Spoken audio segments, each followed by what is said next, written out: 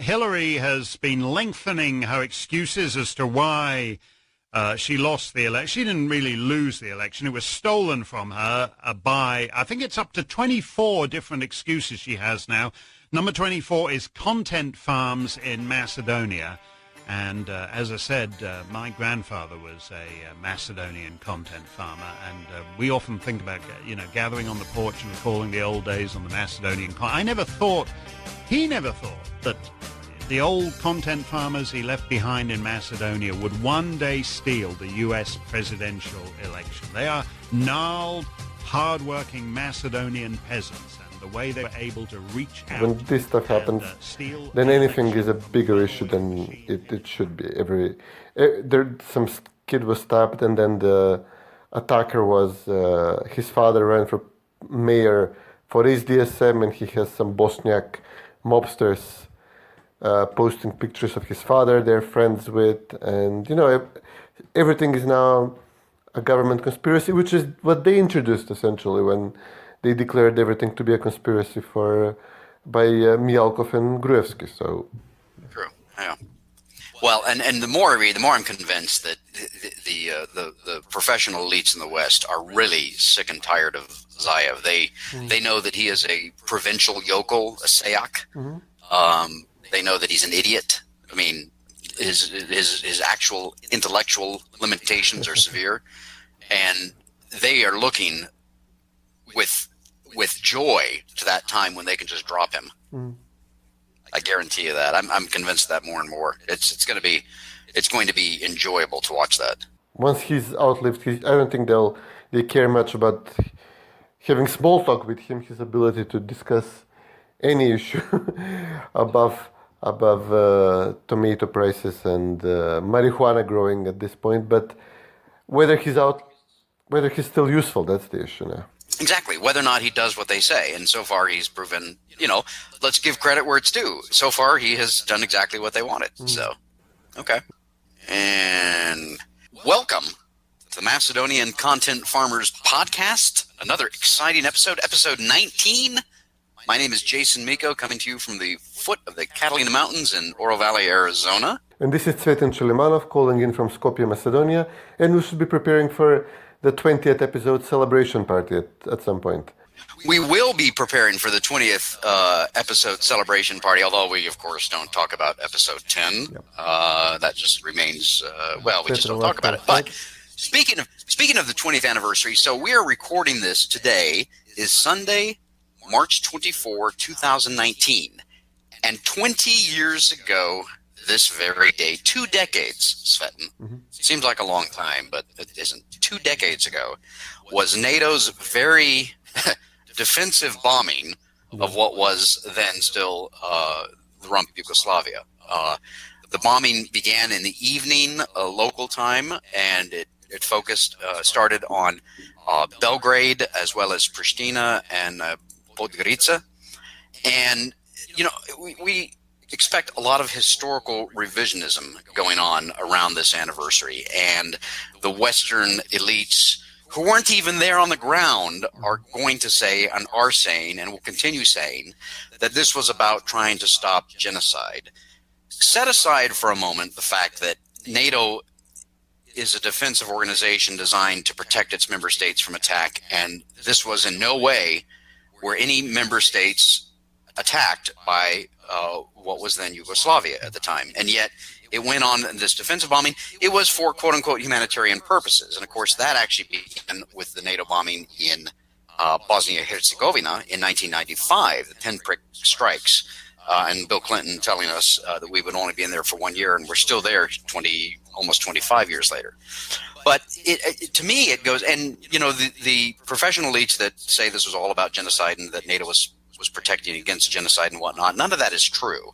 What it was about was the so-called KLA, the Kosovo Liberation Army, quote unquote, that began years earlier, but then ramped up their activities in 1998 of taking land, this is in Kosovo, of taking control of land, pushing the JNA, the Yugoslav National Army, and police forces out of a certain area, proclaiming it to be, quote unquote, I'm using air quotes here, free territory. Now, And then Slobodan Milosevic, who was the president at that time, was a thug and a murderer, absolutely. And then he would send his forces in to retake this quote-unquote free territory and would use disproportionate force. And, of course, the so-called KLA was, of course, protecting its fighters in schools and probably in mosques and homes and things like that. It was totally fighting an insurgency. The JNA would go in, use disproportionate force. Yes, civilians were killed. The international community would condemn it. And then the cycle would start over. And then the JNA would pull back. And then the KLA would come in and proclaim even more free territory. And then the cycle would start over again. Now, you can't allow, and I know all this. You know why? Because I was there on the ground. I was in Kosovo, not on this day 20 years ago, but in the years leading up to it, because I was working with Mercy Corps, a humanitarian group. We were working with the Mother Teresa Society in Pristina at the time, and that's what actually brought me to Macedonia in 1996. You, of course, were there as well. What were you doing in 1999? Were you with Dnevnik then? I just started working for Dnevnik less than a month before the bombing started, and I was just in this foreign news desk, which was very small and not very. And overnight, we became the most important section of the newspaper because we had to write the stories on Kosovo, and I was literally a month into learning journalism. Oh my gosh, that's incredible! Yeah, and I was there. I remember on this very day, March 24, 1999, I was locking up our Mercy Corps office, which was it was on Nikola Tesla Boulevard, I believe. I'm pretty sure that right around, and I'm forgetting the name of the restaurant, but anyway, it's across from what is today the Hungarian embassy, I believe, right around the street from the old U.S. embassy, the old kindergarten. And I remember packing up and then going back to my apartment, and of course all hell broke loose, and that's a whole nother story. I flip on CNN and there's Matthew Chance reporting from downtown Skopje and all kinds of chaos going on. But and that those memories are still fresh, even though it's 20 years ago. But my point in the way we started off in talking about this 20th anniversary is how the elites, the Western elites, especially in the West, believe that they can go in, take care of a quote-unquote problem, then claim, get the acclaim and the praise for it, and then move on. And, in the meantime, promising us that everything is going to be all right. There's going to be after the Kosovo War, which lasted the bombing lasted 78 days. Of course, it ended in June of 1999 with the Kumanovo Agreement. They told us that everything was going to be fine: peace, sweetness, and light eternal. And they do that a lot.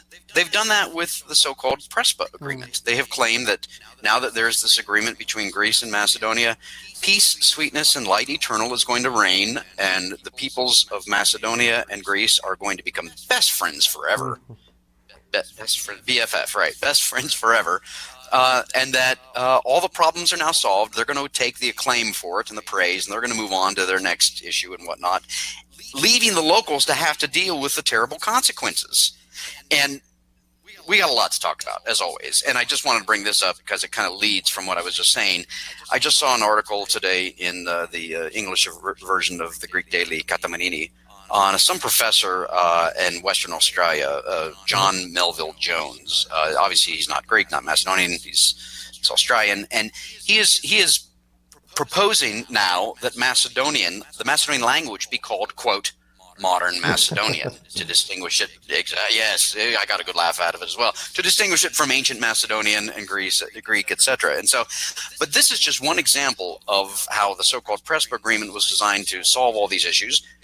We were pleased, despite the many faults of the Prespa agreement and the fact that it was forced on Macedonia, and that's a horrible treaty. At least it recognized the Macedonian language. That upset the Greeks, of course. Now we got this professor coming in here saying, now we're going to call it modern Macedonian. The Greeks are going to latch on to that, and they're going to run with that, and they're going to push that, as well as so many other issues. Because, why? Because the Prespa agreement does not address the underlying main problem, which is the Greeks deny the existence of a Macedonian people and a Macedonian nation. Same thing with the Bulgarian, the so-called good neighborly relations treaty between Macedonia and Bulgaria. Bulgarians don't recognize the Macedonians as a distinct people, and the Macedonian language is a distinct language. End of rant. Yeah, I mean, this is all correct. There is really nothing good is going to come out of all these agreements, and Macedonia supported the 99 Kosovo war because we are a revisionist country in the region. We want to upset the status quo because we wanted to be independent from Serbia and reassert our independence and join the Western alliance and the Western integration, be with the Western countries. And while we were doing this, we were promised by Bill Clinton at the time that the U.S. is now taking over, stability and security will be ensured. There will be no repeat of what happened in Bosnia to Kosovo, and more importantly for us, to Macedonia, because obviously Serbia had its sights set on Macedonia as well, not just Kosovo. They always considered us like a cakewalk, like we'll just take that back in anytime we want to. We'll just scare them enough with the Albanian menace, and which is not that difficult given the developments afterwards, and they'll just want to rejoin us to be safer. But then, as you said, the West moved on. They forgot about the region. The demilitarization, the removal of weapons from the Albanian Nučaka did not happen. On the contrary, they remained to control the main power in Kosovo. But okay, we figured there will be American soldiers there. The whole world is guaranteeing the security of this country, and by extension of our country, from threats coming from Kosovo. So we were not worried about this, but we were deluded, obviously. In 2001, it turned out that we thought wrong. What was promised was not going to happen. We were attacked from Kosovo, and then we were forced to sign the Ohrid Treaty, faced with the fact that the US and the Western countries, Western powers in Kosovo will not disarm, will not rein in Albanian terrorists attacking Macedonia through Kosovo. So, and then we were promised that, okay, maybe this was a initial, teething problem. Maybe we failed to anticipate how strong, Albanian guerrillas will be in Kosovo. But, after this treaty, now Albanians have even more rights in Macedonia. They will not try this again. But obviously, this was also wrong. They did try it again. It happened again in 2015 in the attack on Kumanovo. It happened again with the 2015 political crisis sparked by Western countries' interference in Macedonia and their collusion with the Macedonian opposition. So basically, security was not ensured. We have lived ever since constantly under threat of military attack, of war, of confrontation with Albanians in Macedonia. Albanians have always counted on the fact that they would get the support from the West, from America, from the United Kingdom, from Germany. They could always demand gerrymandering to seize a few cities in Macedonia peacefully. And if you tell them no, they'll say, well, then, this thing could escalate into a confrontation, which it eventually happened. At this point, Albanians have been the muscle behind the forced renaming and redefinition of Macedonia, which is no longer the Macedonian nation state, but is essentially run by Albanians who support the Prime Minister Zoran Zaev and his government, and whatever they want is delivered to them.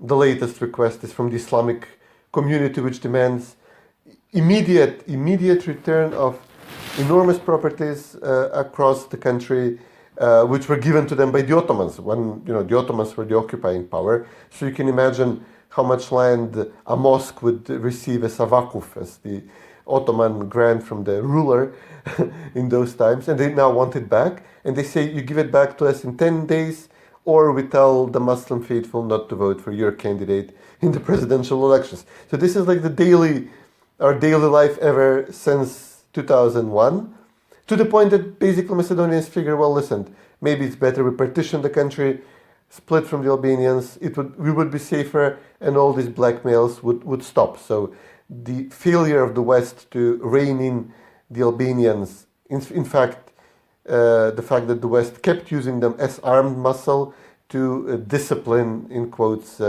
Serbia, to discipline very frequently Macedonia, is actually making this entire contraption which the West wanted to build in the Balkans feel less secure, because now we don't want even though Macedonians are the ones who would lose from border withdrawing, but it's very difficult to sell to Macedonian the prospect of continued life with Albanians in the same state if the Albanians have the upper hand, despite the fact of them being a minority, if they would continue forming a government with the urban Macedonians who do not care about national identity, do not care about religious identity. They're just whatever, man, just like whatever you got there.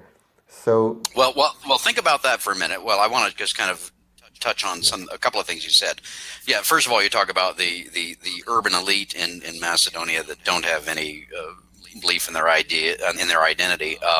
I touch on that in my column this week, Macedonian Heart and Macedonian Essence, about Radmila Shekarinska, who was quoted by the German Marshall Fund as saying that adding North to our name doesn't change who we are, but it might change who we become. And then later on, she says what it means is that when she says our identity, we become European citizens. Well, hello. Number one, Macedonians have always been a part of Europe and have always been Europeans and always will be Europeans. So, yes, to your point about the urban elite in Macedonia not really caring about their Macedonian identity and ready to give it up and give it in for a few crumbs called the European Union, which may or may not exist in 10 years if Macedonia ever joins it.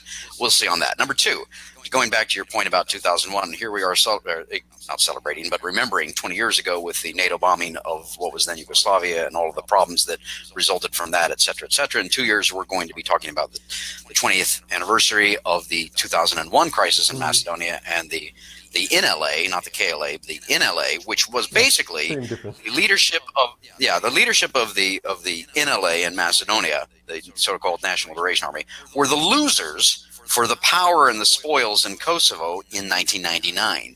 And they saw that they lost, and they wanted something, and so they took upon themselves to divide the country in two by force. And that's why George Robertson, at the time was the NATO Secretary General, called them murderous thugs. BBC, May 7, 2001, look it up, because that's what they were. They were murderous thugs. And now, this is a good one.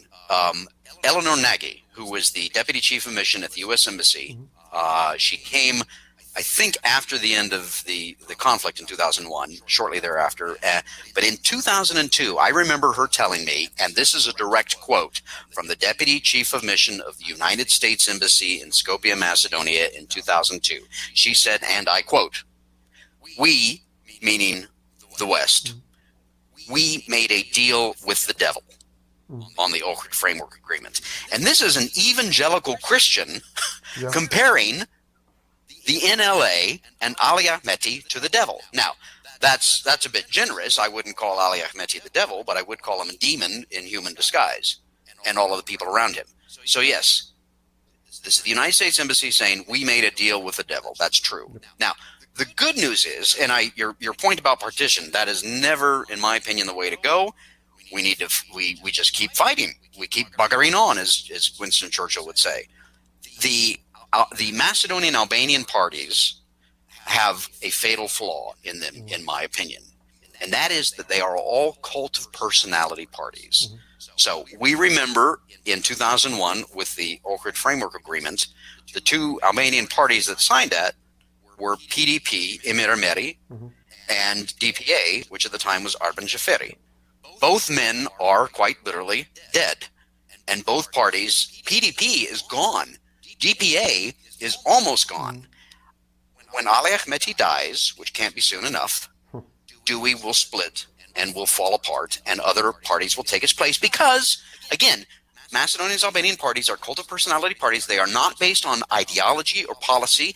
They are only based on single figures and their promise of what can the government give to my constituency. And that's the fatal flaw that they have, and I hope and I pray that they continue to have that fatal flaw. That and again, we just have to keep fighting. The thing was, the West not only they failed in delivering the economic prosperity which they promised, which was going to follow the security which they promised and failed to deliver. I mean, not only Macedonia, all of the countries, Bosnia, Serbia, we all continued living under this permanent threat of there will be return to conflict, there will be repeated attempts at border change, etc. But we imagined that there is going to be major infrastructure spending, investments coming from the West. which also didn't materialize, even though it costs Germany nothing to build a proper highway through the Balkans. But, considering the money they would pour into countries like Greece or the Balkan countries which joined the EU, like Bulgaria, Romania, none of this was provided to the countries outside of the EU, even though it would have been a rounding error to the financial aid spent on Greece, misspent on Greece. So this didn't happen. As a result, proper investments did not happen. In Macedonia, it didn't happen until Vimera took over and essentially introduced a policy of low corruption, low taxes, low regulation. Capitalism, free market stuff, that's what they introduced. The American ambassadors were unable to establish basic capitalism here. I would have gladly supported an American ambassador twisting arms and breaking knees, etc., in order to produce the outcome of low taxes, low regulation, and quick growth, even without European Union membership. I mean, we could have gotten the infrastructure spending without being a proper full member of the EU, with some flexibility in making the arrangement. It does not have to be this inflexible full EU membership arrangement. It could have been a more relaxed approach to the Balkans. The EU failed to perceive this, to visualize this. The US failed to deliver on what it normally does best in countries like South Korea, like Japan, like free markets, economic growth, etc. And now we see most dramatically what's happening. The West is now giving up on its own, one of the most important principles, cornerstones of Balkan policy, which was no border change. Like Bosnia is set in stone, Macedonia is set in stone. Now we have talks about the border between Serbia and Kosovo. By definition, this would mean that after this, Bosnia would be up. Whether we compensate Serbia with territories in Bosnia and then compensate Croatia with territories in Bosnia and leave a rump Bosniak statelet there. Macedonia is definitely going to be on the carving table. So now Western diplomats are reopening these issues. And in Macedonia, they opened the issue of border change, of territorial change, when they broke the principle of coalition between the winning Macedonian party, which was Vimera, and the winning Albanian party, which was SDSM, which was DUI. Although SDSM is not far from being a winning Albanian party in Macedonia.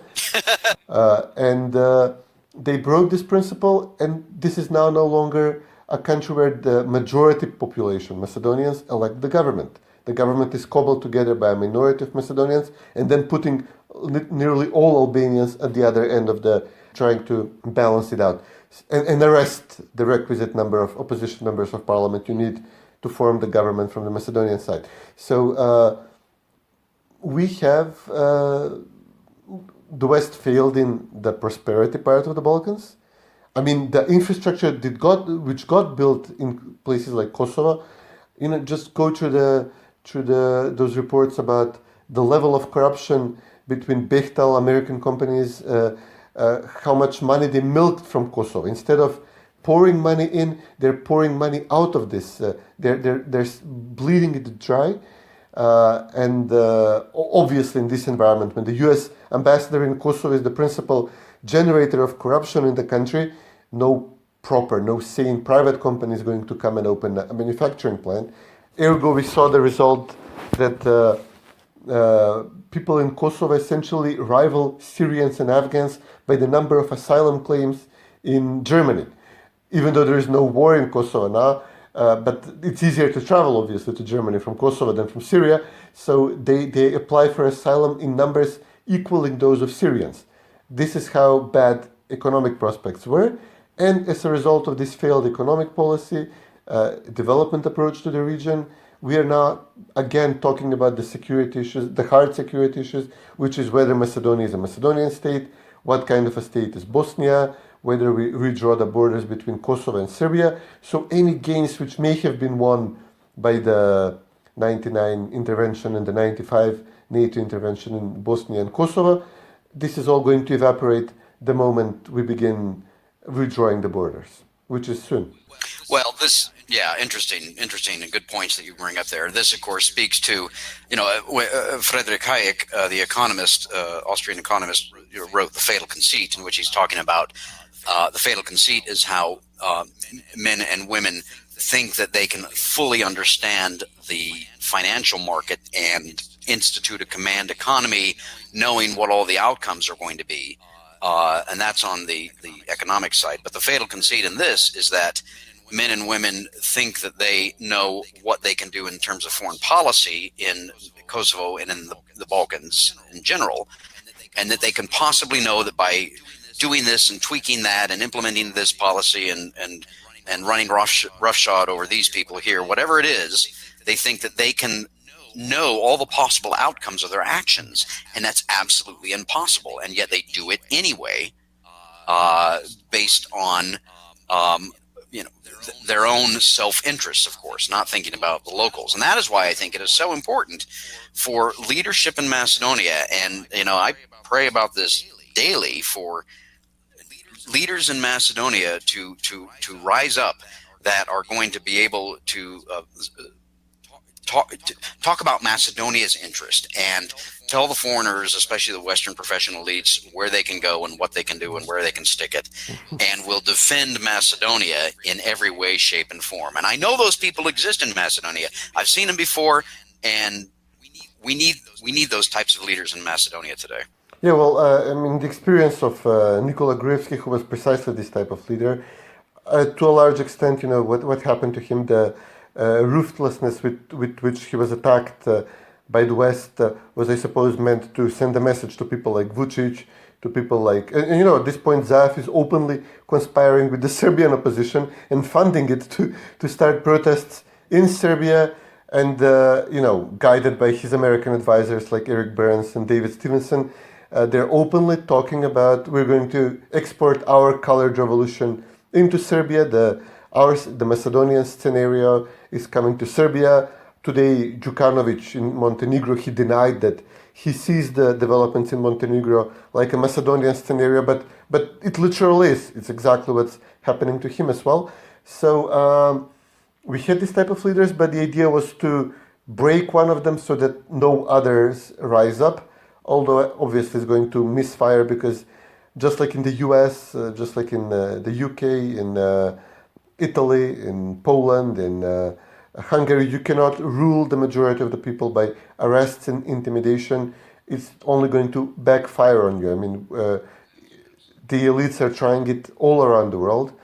The people, the great unwashed masses, are not voting the way they're supposed to, and we see that the tool of choice used by the elites to rein them in is arrests and intimidation and media pressures, etc.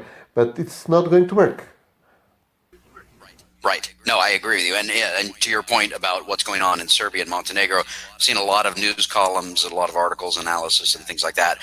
Is the so-called colorful revolution from Macedonia being exported to Serbia, Montenegro, and Albania? And I think that's the interesting thing in all this, is that the Western elites prefer the rule of Edi Rama and his socialists in Albania. And so they don't want the opposition there and their protests to win, because Edi Rama is their boy. He's going to do what he's told.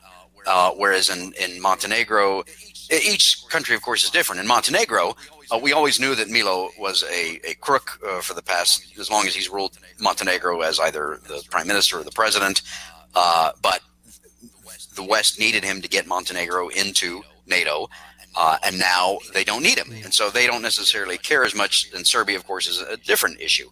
And of course, as we were talking about earlier, I think before we started recording, or maybe we have some of that we can insert here, I am convinced more than ever, Cvetin, that the Western professional elites are sick and tired of Zoran Zaev. He is a provincial yokel. He is a sayak. And the internationals can't stand him. As long as he does what he's told, as long as he's their boy, they'll put up with him. But they're not gonna want to keep him around much longer. The question is whether he has outlived his usefulness. There are some in the West who wanted him because he's a socialist. At least nominally, he's in their tribe. He would bring them to power. This is people like Mogherini who only care about this. There were people in the State Department I would meet who only cared about some marginal leftist issues like LGBT rights, and they would be content to support whoever so long as he delivers on this issue, which is obviously so peripheral it shouldn't come into consideration for any serious country. But okay, here we are. But he has completed this part of the task. He completed the name change, so we would be joining NATO soon, I suppose. So some of those on the West who were Atlantists, honestly believe that we should be in NATO, and maybe they did not foresee or expect the consequences of the way in which we're joining NATO, which a byproduct of it is that Macedonians now absolutely loathe the West and loathe NATO and the Americans and the US. At least your diplomats, maybe not the people, but definitely your diplomats. If this makes us a strong future member of the alliance, so be it. There are some people who would probably believe this would be the case. But then there is another group of people who supported Zaev who still haven't gotten theirs. And these are the regional countries, neighboring countries. Bulgaria wants him to deliver on solidifying Macedonians as Bulgarians in our consciousness. And they believe this is doable by force, by rewriting our history books and by beating us on the head whenever we say that the Ilinden was a Macedonian uprising. Albanians obviously want territory. They would probably have to go to war with us or with Bulgarians to get it. But they're hurling in this direction. Greeks, they wanted the partition of Macedonia since forever. They're about to get it the way things are going. I'm not sure they're going to like it. They're going to like what they get. But again, they have set their course and they're moving in this direction. So these forces would still support Zaev. Those who want to use him for their narrow ethnic regional interests. And I wouldn't discount them. I mean, they are perfectly capable of bribing people in the West. And it flows naturally. It would flow naturally from what is now the predominant thinking on Kosovo, that it should be partitioned, border ethnic territorial swap should occur. Now, if Gruevski was in charge while Serbia and Kosovo are swapping border towns to make their countries more ethnically homogeneous, you could expect that Gruevski, speaking for the Macedonians, would put Macedonian interests on the table. He would not shy away from using force to stop Albanian insurgents who would like to expand this experiment between Serbia and Kosovo toward Kumanovo or Tetovo or Gostivar, who would say, okay, we're going to claim a few villages or towns into Macedonia as well. Gruevski would resist this. Zaev would not, because he owes his existence, his literal livelihood at this point, his life at this point, to Albanians who prop up his government. So he would be completely unable to resist if a border change between Serbia and Kosovo goes badly. And from everything we've seen in the past, given Western involvement in the region and in the other regions nearby, the West is no longer able to deliver a predictable, safe, stable outcome. They barge in, they break stuff, it goes badly, they have good ideas, they start infighting at home. This is enough to tie the hands of the president from committing force to the required degree. So then they pull back on a political whim. So the West is no longer capable of producing these stable outcomes. Even the Russian approach after this, after Russia recognized essentially the new name of Macedonia, after initially crying bloody murder and accusing the West of imposing this name on us, and then a few months later they say, okay, we're going to start using the new name. And in their comments, which they're shooting out at Macedonian supporters who were asking them, well, what gives?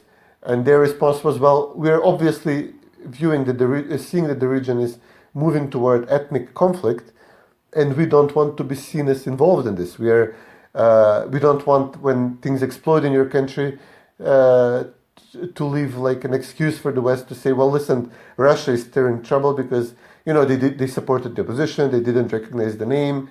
No, we're backing out. This is going to explode, and we want this to explode on NATO's watch, on the Americans' watch, and we don't want to leave a single fingerprint to be seen as being as meddling in this and interfering in this. We want to be in a position to be able to say with absolute clarity and conviction that this is the West is doing. They brought down this government. They undermined that government. They supported the Albanians, even though, after 99, Albanians were most often at fault, exclusively at fault, exclusively the aggressors. They were never the victims after 99.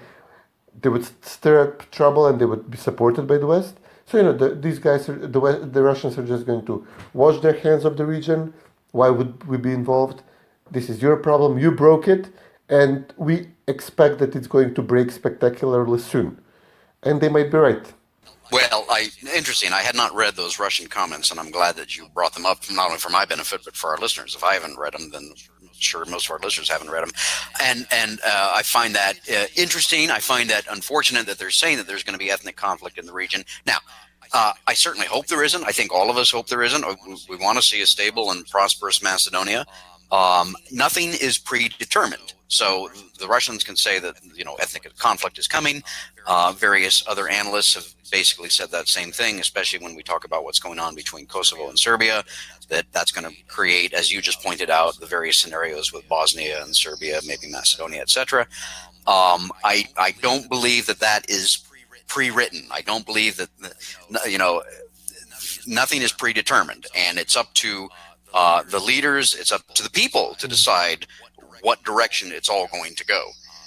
So I think that remains to be seen. It's kind of like, it's what it is. It's like our friends like Nikola Dimitrov and others and Barack Obama, and the same. They're all part of that same crowd. They're all quote unquote global citizens that say we're on the right side of history. Well, I got news for you, folks. History doesn't have sides, and there is no right side of history, and there is nothing that says yes, there's going to be conflict and war in the Balkans again. That may happen. That may not happen. I don't know. I can't predict the future. If I could predict the future, Cvetin, I wouldn't be doing a podcast with you. I would have already won lots of lotteries, and I'd be retired somewhere, and you'd never hear from me again. So that's just a fact, and that's the way it is. And that's why it is incumbent upon all of us, and especially as us. And, look, we're just two blokes, two guys that enjoy talking about Macedonia and writing about Macedonia and encouraging Macedonians. And what kind of influence do we have? I don't know. I know that some people listen to this podcast, and some people read what I write, and some people read what you write. And hopefully that not only informs them, but speaking for myself, I want to encourage people, and I want to encourage Macedonians to do what is necessary to protect and nurture the Macedonian identity. And this is one thing, and to go back to your point, sorry, I know you wanted to get something in there, but to go back to your point about conflict and war breaking out in Macedonia and whatnot, this is why it is so bloody important to make sure that the Macedonian identity is nurtured and growing and strong and thriving. And this is why it is so bloody important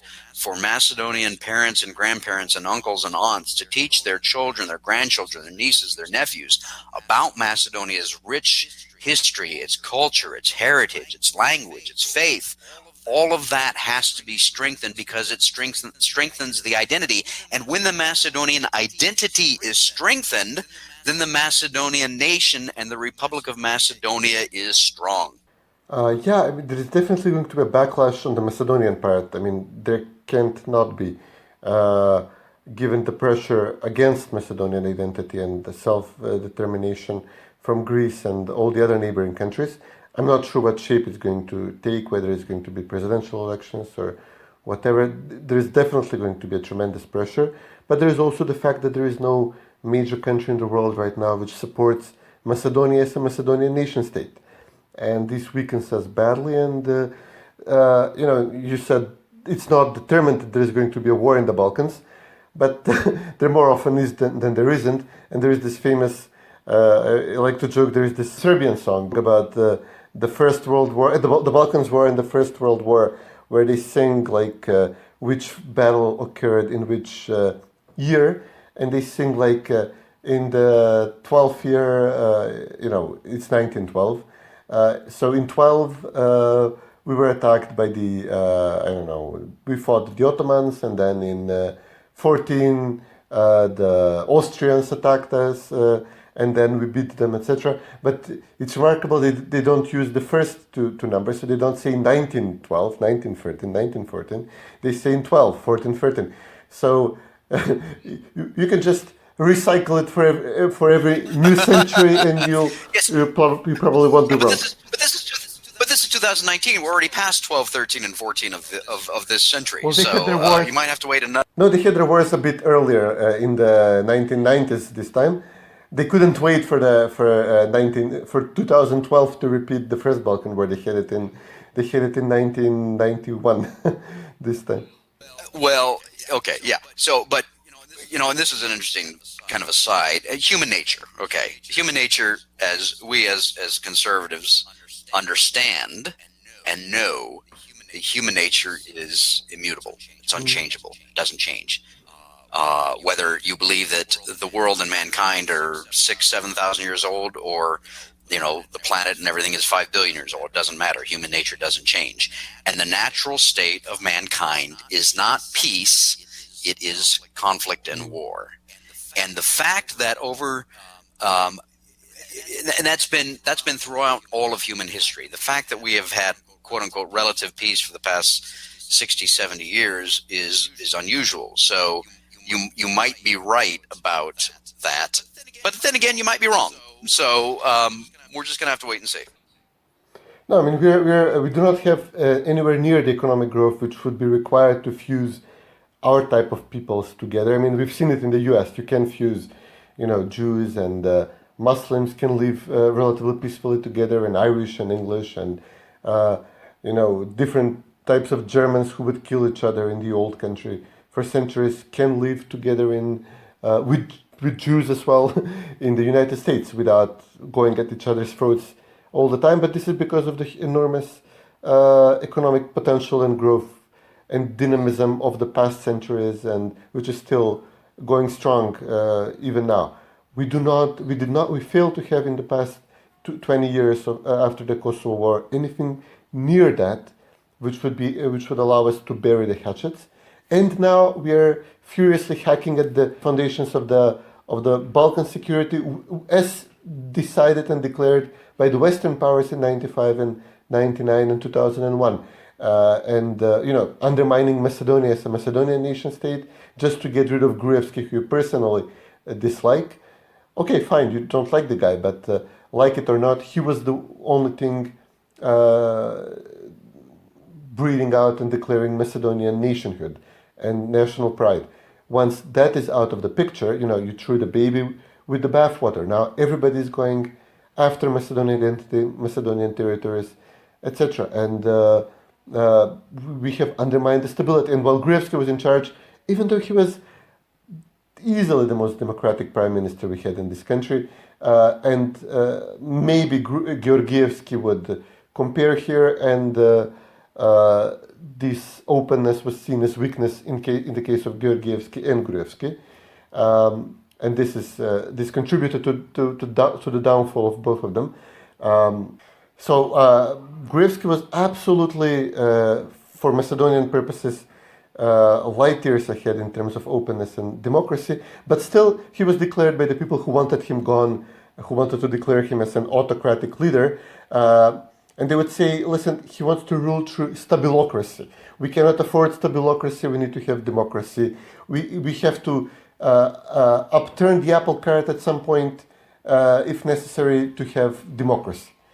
And now we've done away with the stabilocracy, as they call it, but we've done away with stability as well, and it's going to cost us dearly.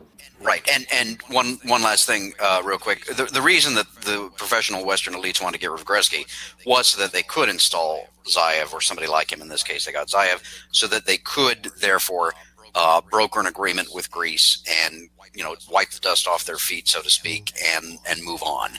That's primarily why they wanted Gruevski gone. And were there problems in the Gruevski government? Absolutely, yes, and we could talk about that for a long time. But the main issue was getting rid of him to have an agreement, which in the end, as we have alluded to and talked to, and will continue to talk about, can weaken the Macedonian identity. And it's absolutely imperative that the Macedonian identity be strengthened. Yeah, for the stability of the Balkans. Yeah, absolutely. Yeah, for the stability of Macedonia and for the stability of the Balkans. I think I will write about that next week. This has been great. We really haven't touched on current events, which is nice. It's been bigger picture and thinking about the past and what it means for the future and all that. So why don't we take a quick break and then come back with our farmers' picks.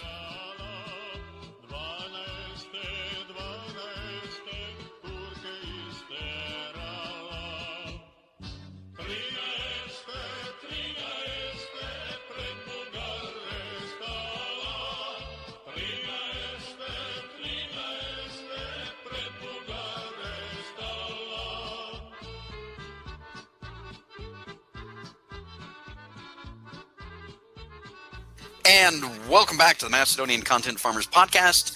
Cvetin and Jason. Cvetin, that little interlude, the song, that was the one you had mentioned. Yeah, as you said, we're 2019. They're too late. The Serbs are too late to recycle the song for the 2019s for this decade. But I guess they can just sing it in 25 and 26.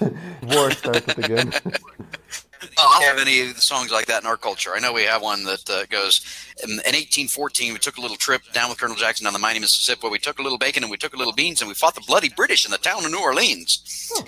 Anyway, that's a whole nother one. I'm not going to go there now. What's your farmers' picks? I'm going back to the tweets, which are inexhaustible supply of farmers' picks. This one is especially totalitarian. There is a user called Alexander Baikov. He's some IT guy. I didn't delve too deeply into his background. And he posted something, he posted this a few days ago. It says, a large number of parents do not have the intellectual and moral quality to properly educate their children. As a corrector of this societal deviancy, we have to use the state and the NGO sector if we want to leave a posterity with a critical mass of capable and responsible citizens. And this is a beautiful miniature in a nutshell. You can just see all the craziness on the left. We just recently had a debate with one of the LGBT activists here, and they pushed through a law through Parliament on which covers discrimination with a lot of detouring into hate speech and minority groups of this and that, persuasion, etc. And part of this law is definitely going to be this, which Baikov is mentioning, educating the children into the proper thing of the current government. They're going to use the excuse of, you're hateful, you're bigoted, you can't be trusted to raise your children. On the other hand, the left, by and large, is not having any children of its own. It can only spread through persuasion and indoctrination elsewhere. And but this was so starkly put. It got quite a lot of likes and retweets, but also quite a lot of responses to this along the lines that you're all of you are crazy. I mean, you're completely deranged, and they really are. And this is totalitarianism in a nutshell. When they want to control the totality of society, including educating the children to what is their current fad and their latest grand idea. What a wanker! This is what we're dealing with. They also want to introduce the designation of parental unit number 1, parental unit number 2 in the vocabulary. Oh, bloody hell! This is also coming in the vocabulary. Yeah.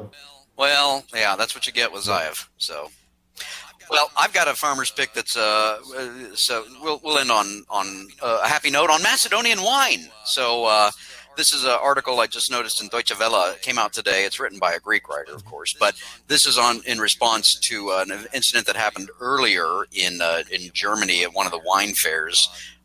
Our Greek friends got their knickers in a knot because Wines of Macedonia had a booth there.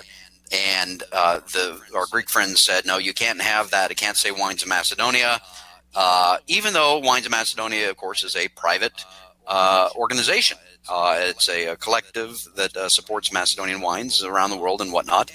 And, of course, this article talks about the whole question of, well, who's allowed to call them Macedonian wines? And we'll put this link in the show notes, but again, it goes to that issue that we were talking about earlier, that, you know, the so-called Prespa agreement was supposed to solve all the problems and bring peace, sweetness, and light eternal, and yet we're just starting to scratch the surface of all of the problems that are going to come out of the Prespa agreement, and trade names and product names and trademarks and copyrights and things of that are going to be one of those issues that, as we've talked about in the past, will continue raising its head. You know, as for you and me, we're always going to be drinking Macedonian wines. And spirits. And spirits, absolutely, yes. I was having some more mastica yesterday. It was a perfect day outside, so I should post some pictures. All right, great talking to you as always. Take care.